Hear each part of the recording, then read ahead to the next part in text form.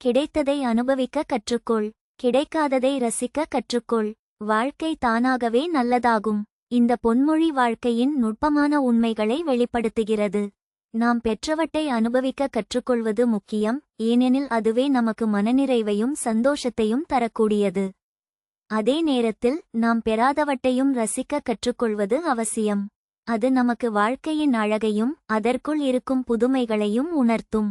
இவ்வாறு நம் மனநிலையை மாற்றி நாம் வாழ்வின் அனைத்து தருணங்களையும் முழுமையாக அனுபவிக்க முடியும். இதனால் வாழ்க்கை தானாகவே நன்றாக மாறும். நமக்கு கிடைத்த நல்ல விஷயங்கள், உறவுகள், வசதிகள் போன்றவற்றை மனதார ஏற்று அவற்றை அனுபவித்து மகிழ வேண்டும். சிறிய விஷயங்களிலும் மகிழ்ச்சியை கண்டறிய வேண்டும். சிறிய சந்தோஷங்கள் கூட பெரிய அமைதியை தரும்.